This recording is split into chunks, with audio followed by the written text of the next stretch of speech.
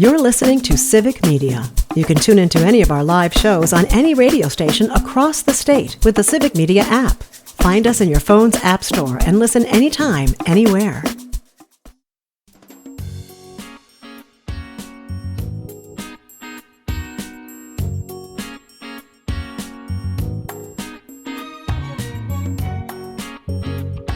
Live across Wisconsin on Civic Media, you're listening to Mornings with Pat Kreitlow, powered by Up North News.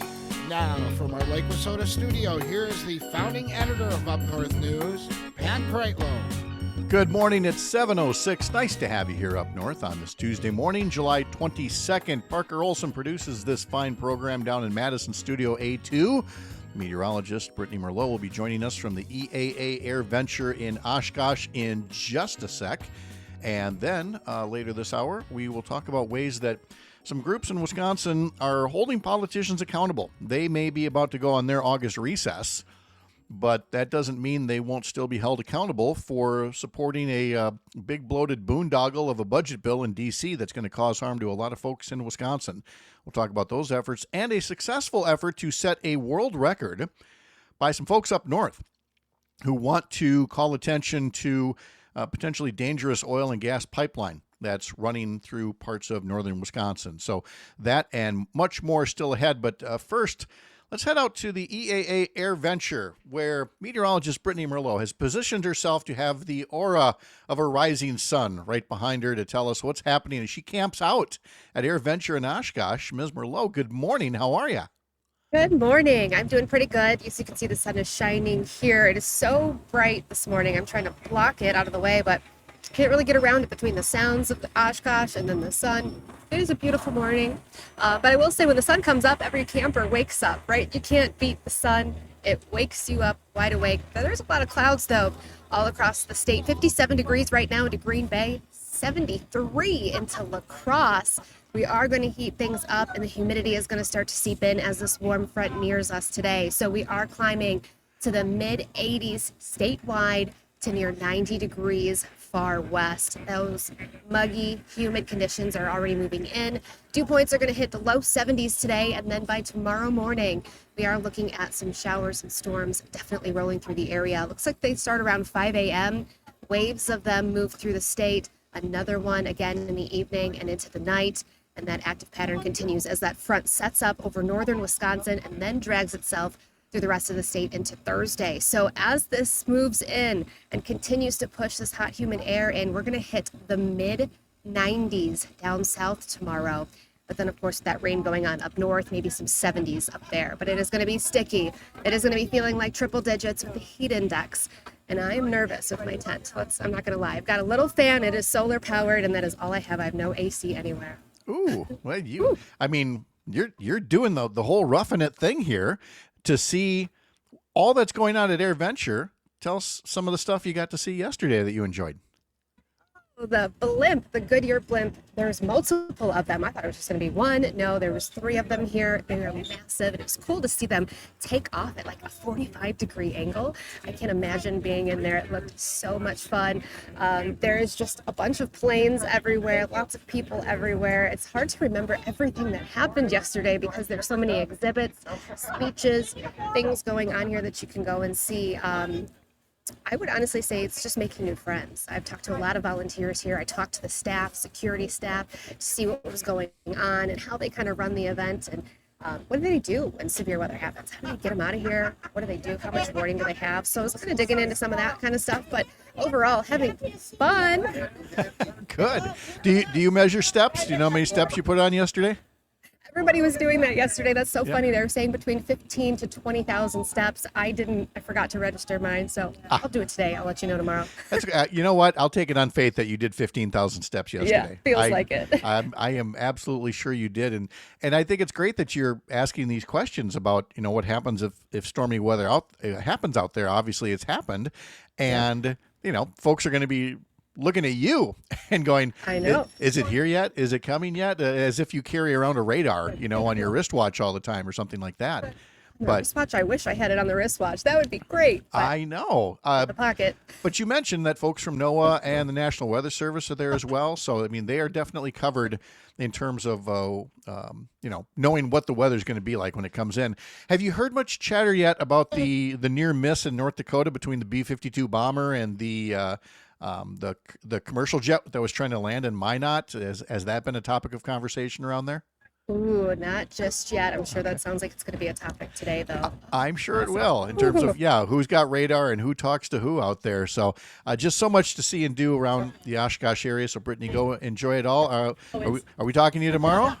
Yes, you are. Depending on the weather, I suppose. True. And your comfort level. All right. Well, enjoy, and we'll talk to you next hour.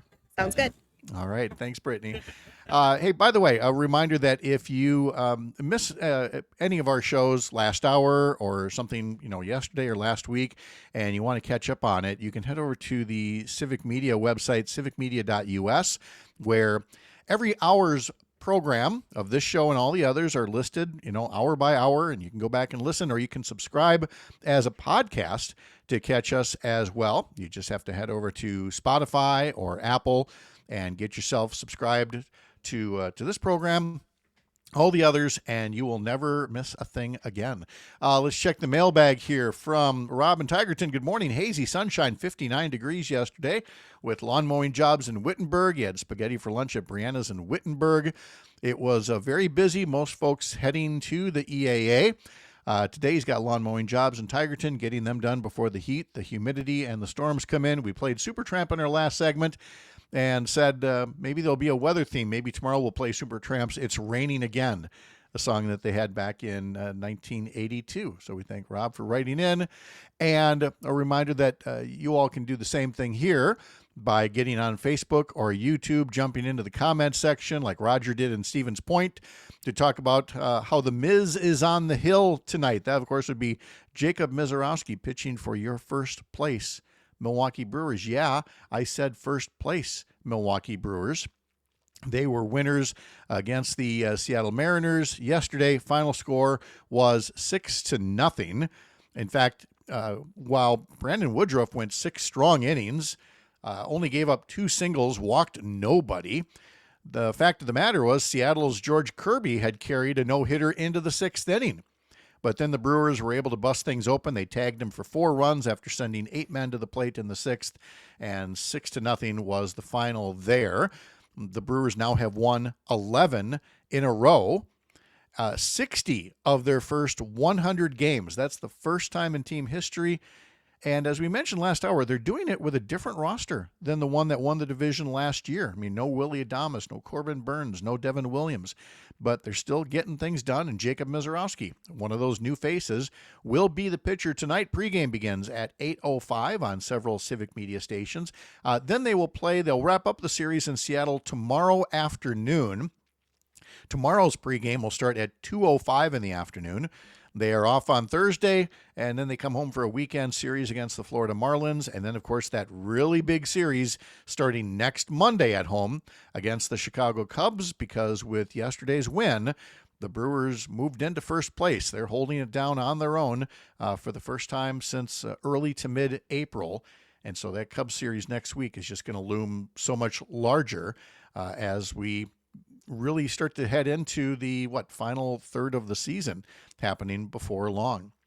Across the Civic Media Radio Network today, Jane Matinaire has Matinaire on Air along with Greg Bach coming up from 9 to 11 following our festivities here. Todd Alba will be joining Jane and Greg at 9:30.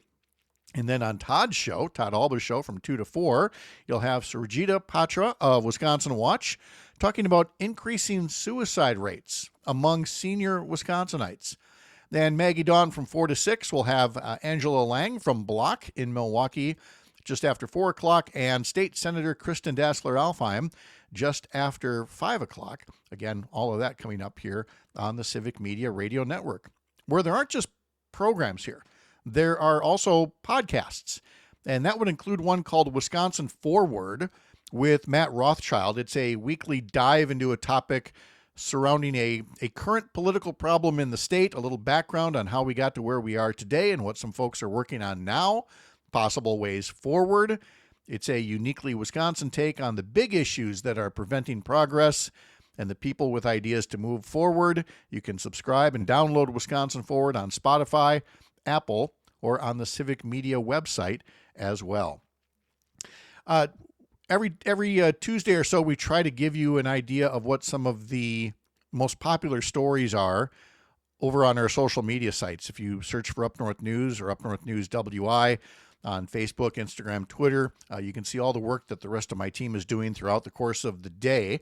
And I can tell you, looking at some information that Sharita Booker, our social media manager, shared with us, a preview of the EAA Air Venture was among the top 3 stories on Facebook, Instagram, and Twitter late last week, in part because of the economic impact. You see, the last time anyone tried to measure the economic impact of that week-long fly-in, it came to about $170 million. But that study was done several years ago, and a new report is out and updates that figure. It is now a $257 million boost to the local economy. Actually, the regional economy, when you consider how far away you have to go to get a hotel room or camping space when you have more than 500,000 folks coming to town for the event. Over on Facebook, our most viewed story was about Pewaukee's future NFL Hall of Famer J.J. Watt. He recently stopped by a Badger football practice in Madison and also had some thoughts on little brother T.J. Watt's new contract extension. That'll pay TJ over 3 years what JJ made in more than a decade in the NFL.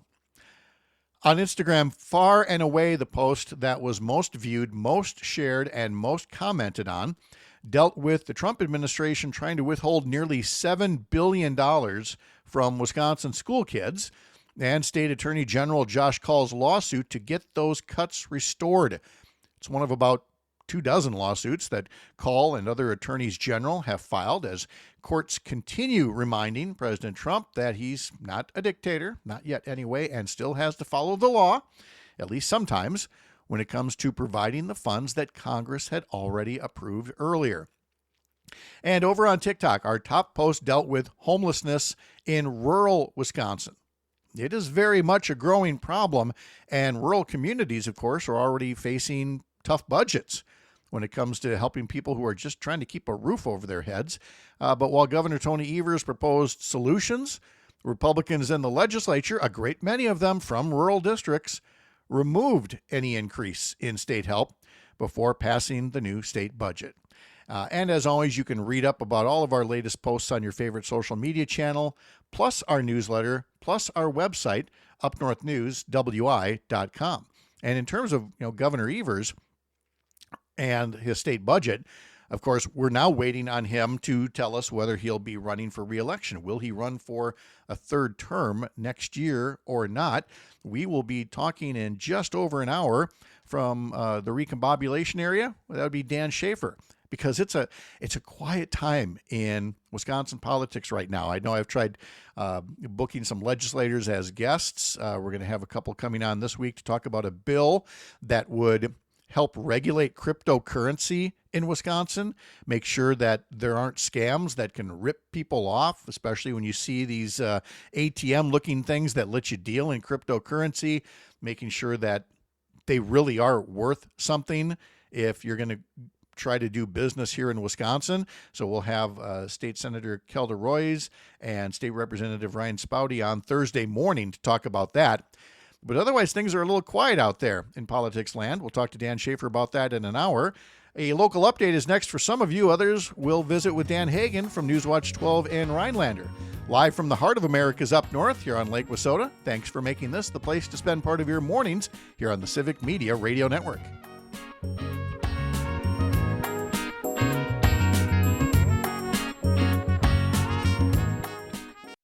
You're listening to Civic Media. Stay up to date on the latest news and information for your local community and Wisconsin by signing up for our free email newsletter. Visit civicmedia.us/email to get started.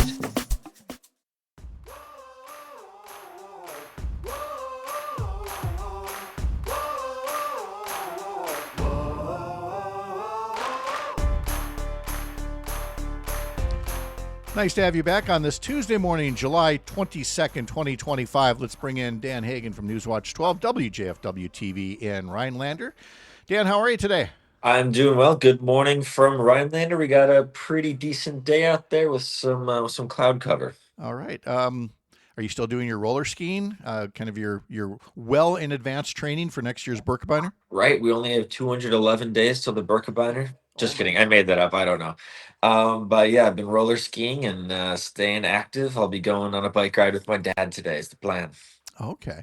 Wait, now your dad, who's won, continues to beat you in most of these Birkebeiners, is the biking competitive as well? Yeah, he is a beast. I only got half of his athleticism. My mom kind of, washed it out a little bit with her lack of athleticism. You're blaming mom. Okay. No, I'm All just- right. Jeez, I didn't know that canceled out. That's I didn't know it worked that way. That's awesome. I don't have to practice. My mom's, look at her. I mean, come on. Of course I am just teasing. I know. Yeah. But you have another favorite athletic endeavor as well, and it's not tennis. It's using those things that used to be tennis courts. Yeah, so we're celebrating 5 years of the Rhinelander pickleball courts today. There will be a little kind of game going on at 5:30 p.m. this evening. And it's kind of remarkable because there's a community just north of us, Eagle River. They're still trying to get their first pickleball courts, but this craze is still kind of sweeping the nation. Pretty much every community has them. And man, they are packed every day. So good for them. Okay. I get, okay. So you play, so you get it. And I'm going to offend a bunch of people, but it's a legitimate sport to you, the way that you're playing. This is something you could play frequently. Absolutely. Okay. Yeah, I'm working up a sweat, and it's a good combination of strategy and just sport, I would say. There you go. There is a Jim- professional thing, I think, of it too. Oh, of course yeah. there is, yeah. It's going wild. Yeah. That's over there on ESPN 8, the Ocho. From the text line, Jim in Brookfield, Dan, if you are roller skiing in this heat for the Berkey, you are a true believer with Berkey fever. So folks are noticing. I'm Dan. always got Berkey fever. Maybe not the month after the Berkey, but then it starts going again. Sure. All right. Stories that you're following up there on Newswatch 12 include one that you had yesterday. Tell folks a bit about, when we hear about what's happening in Washington, D.C. and funding for public broadcasting, I think a lot of folks don't realize that hits close to home, and that includes Rhinelander. Yeah, so Rhinelander, doesn't have a lot of news. We have WJFW, my TV station, and we have the local radio station. And then we have some newspapers that are not as well staffed as they used to be. So when you hit one of the media partners, it really impacts everyone. And WXPR is a fantastic public radio station, and they recently lost $171,000 because of this rescissions package done by Congress to cut funding for PBS and public radio. So I think we have a story from Ian that we can play. On the evening of July 17th, the House of Representatives finalized a $1.1 billion cut for the Corporation of Public Broadcasting, creating financial insecurity for local radio stations such as WXPR in Rhinelander. Just because you live in a rural area does not mean that you shouldn't have access to information and news that's happening in your community or around the nation, around the world. So that's an important piece that WXPR offers to the community. In the Northwoods, many residents rely on WXPR's services, ranging from regular broadcasts to community outreach and emergency alerts. But a 25% cut could put operations at risk. I think it's easy to assume that everyone is connected and the internet can deliver everything, but that's still not the case. Radio is still needed. Other forms of broadcasting are still needed in this area.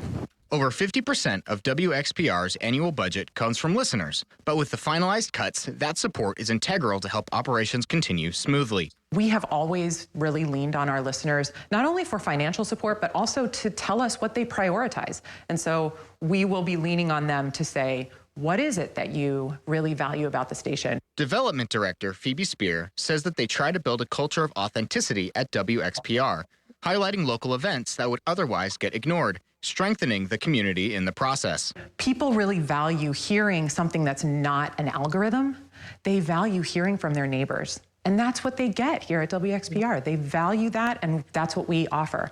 WXPR is holding their annual summer pledge drive from July 18th to the 26th, and they're asking all their listeners for support.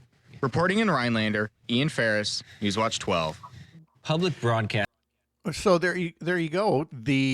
Again, it's a big chunk. It's not everything. There's still, a lot of listener support that goes on there, but it seems more than ever we're now in this age, Dan, where if you want local news, you've got to find ways to outwardly support it. You can't just turn a dial and expect that everything's going to be as it always has been. Yeah, you're exactly right.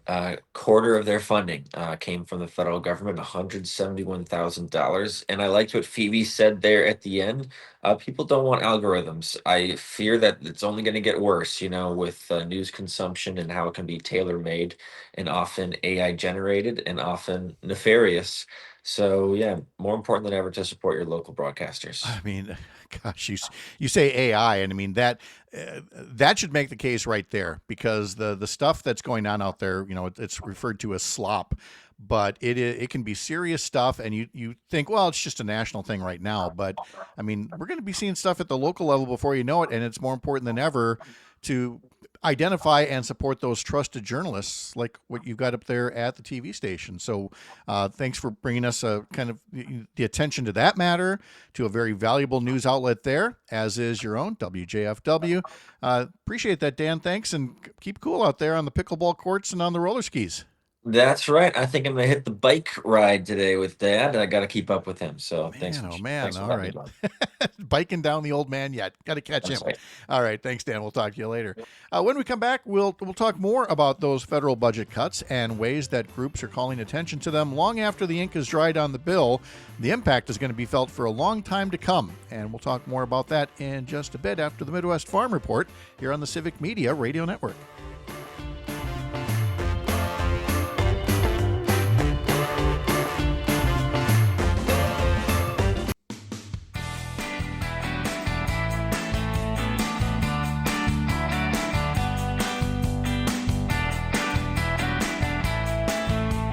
Remember to stay up to date on our unabashedly Wisconsin news. Sign up for our newsletters at upnorthnewswi.com. Click subscribe in the banner on top of our homepage. That includes our weekend newsletter, Sunday mornings with Pat Kreitlow, where there is a question of the week that we like to share. And this time around, it's about candidate for governor Bill Berrien already dropping $400,000 in advertising to build up his name ID, because nobody knows Bill Berrien outside of his friends and family and his Christmas card list. So he's got to advertise, even though it's more than a year before the primary for governor, and without even knowing if Governor Tony Evers is running or not. So our question of the week asks what you think of that. Is it a case of A, you hate it?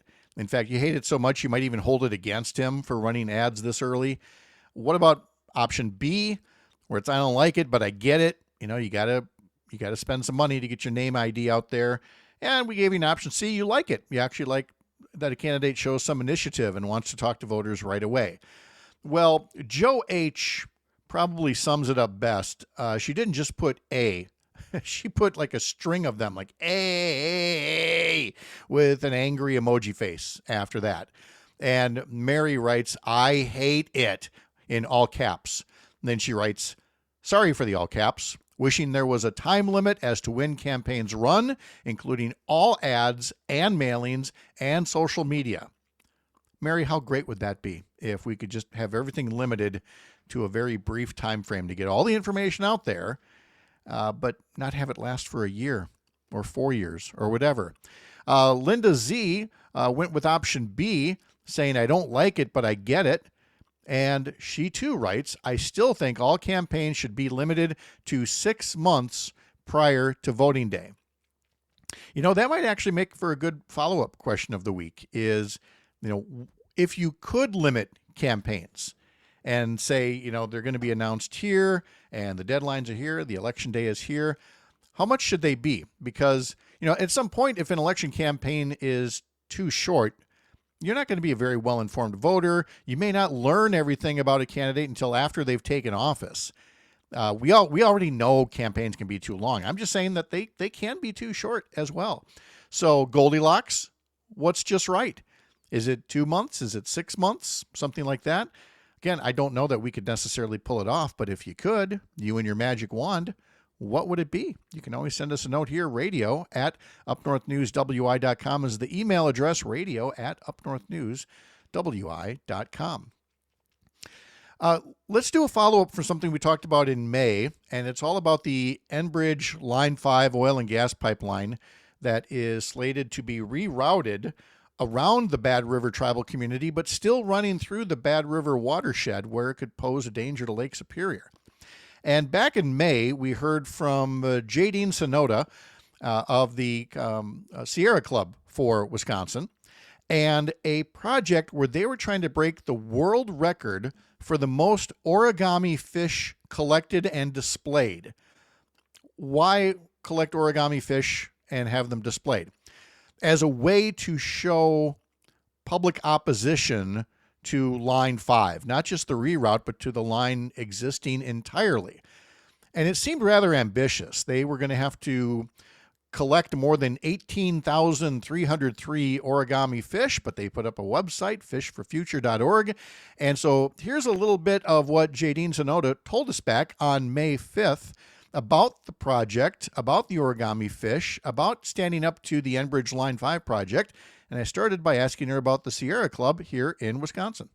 Yeah, so the Wisconsin chapter, as you said, is part of the broader organization of Sierra Club, which operates across the nation. We focus a lot on statewide issues. So we've got members and volunteers really across the whole state working on a variety of issues, also focusing on local issues in particular areas. But yeah, we're really looking at climate conservation and how all of these pieces intertwine with environmental justice. And so today I'm here to talk a little bit about one of our campaigns focused on Line 5. And that Line 5, for folks that don't know the full background on it, it is a pipeline that has existed for decades. It's getting near the end of its natural lifespan, and there's certainly been dispute from the Bad River community, and to the point where Enbridge is looking to reroute the line around the reservation community there. But even rerouting that line, Jadine, would not take it out of the potential to do immense harm to the Bad River, and then flowing right into Lake Superior, not that far away. Yeah, absolutely.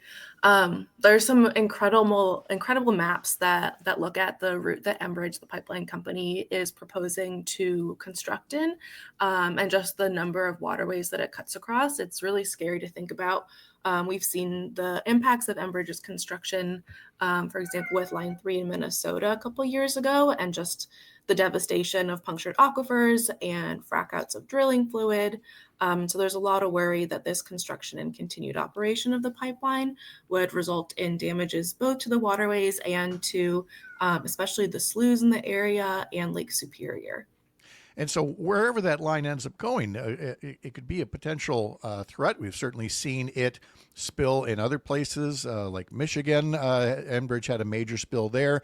And so let's get into the project that is designed to demonstrate public opposition to, that potential for an environmental disaster. What is the world record that you're trying to set, and how are you going about doing it? Good question. So, we're really looking for something fun and a way to talk about this that's positive and uplifting. And we were thinking, what better way than to try and set a world record? We're going to be attempting to break the world record for our largest collection of origami fish. The record is currently 18,303. We are working our way up towards that number. But the intention here is to really find a way to talk about Line 5 and especially the importance of protecting the Great Lakes while we're doing a fun activity, a way to get people engaged from all age spans, from places that might not be interested in just hearing about Line 5, but think an art project is really cool. It's been amazing. I feel like people have been really excited about it. And kind of like I had mentioned before, we've got a lot of new people who are learning about the importance of protecting the Great Lakes and how Line 5 threatens the Great Lakes. We've got a lot of schools who are participating. I've heard of someone who is bringing this to a nursing home that they work in. We've got a lot of faith communities who are participating. Just in general, I feel like it's been a really great opportunity to reach more people and find something that is really exciting, and a way to uplift the positive pieces of protecting the water and the watersheds and the areas that we all live in. So that was Jadine Sonoda back on May 5th talking to us about the Sierra Club role in collecting the origami fish. So here's the update as we got from Megan Whitman out at the Sierra Club. Again, the number that they had to break for collecting fish was 18,303. The final total they've collected, 86,262. I mean, they smashed the world record. What is that's like 5 times the amount that they were seeking to get, which again they believe demonstrates tremendous opposition to the project. They said they received fish from all 50 states, plus Puerto Rico, Canada, Mexico, and the Netherlands. Fish were made by more than 70 groups across the Great Lakes region, including religious organizations, schools, scouting groups, climate action organizations, and more. So a successful effort to get a world record and call attention to a big environmental priority here up north.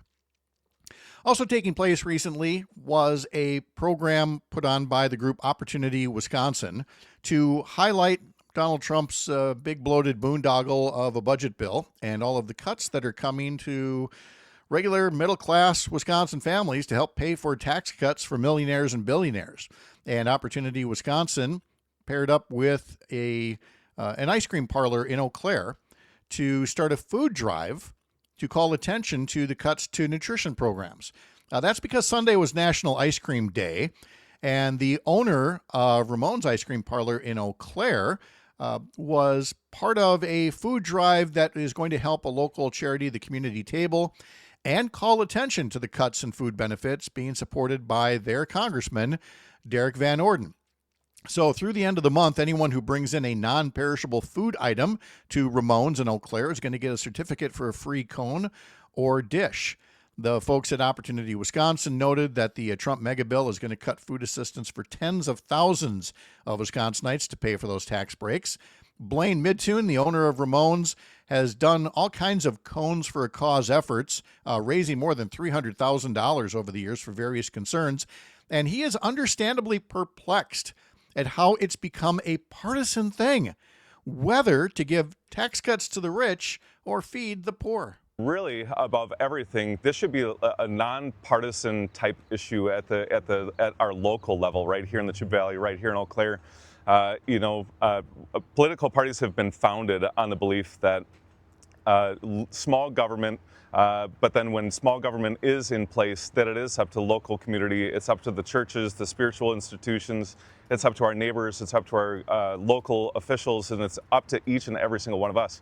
When things are good, we have that opportunity to spread money around, invest in ourselves, invest in our children, that kind of thing. But then we also have that opportunity to give back on a local level as well. And that's where those dollars are really important.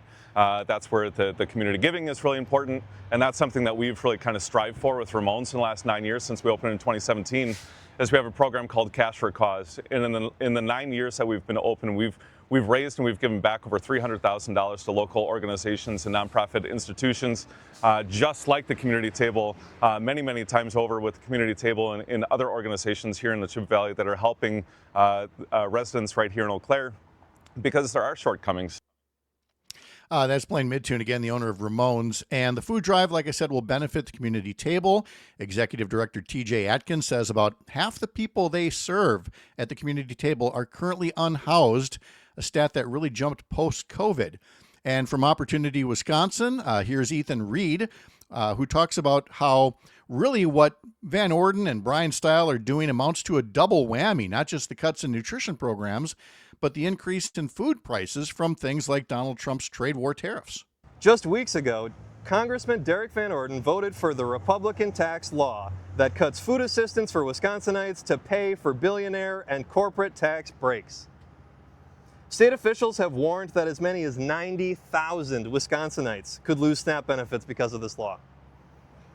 At the same time, news reports show that tariffs are increasing the cost of food and other goods like the aluminum, like the aluminum you see behind us, making it even harder for families to put food on the table. This is a double burden no family should have to bear. No family should have to worry about where their next meal is coming from or how they'll afford groceries, yet that is the current reality for too many Wisconsinites. Instead of alleviating this crisis, Congressman Derek Van Orden and Republicans in Congress are taking food from their constituents and raising prices to give more tax breaks to the wealthy. And so Opportunity Wisconsin is, again, bringing up the tariffs as well. And he said the aluminum behind me, what he meant was all those canned goods. They're in aluminum cans. And so for everybody, whether their nutrition programs are being cut or not, they're going to face higher costs, all because of the tariffs that the Trump administration has put into place. All right, a local break is coming up next for some of you, and for others, we continue with our new regional segment, Way Up North, where we're going to talk to folks who live up in the Bayfield, Ashland, Superior areas about issues that are important in far northwest Wisconsin. All that just ahead here on the Civic Media Radio Network. I'm Pat Kreitlow.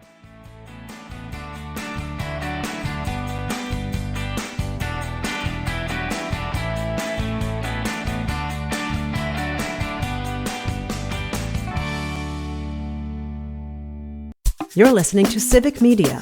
Find the latest news, information, and archives of all your favorite shows on the Civic Media website, civicmedia.us.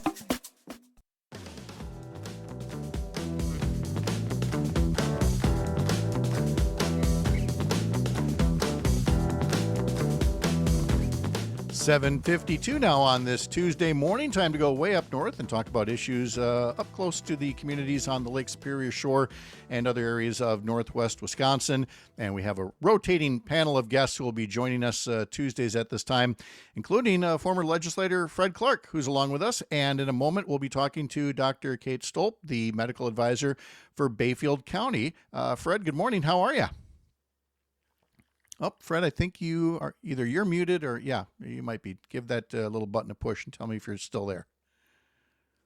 I know I heard you a minute ago, and now I'm not hearing you. How about that? There you go. That's it.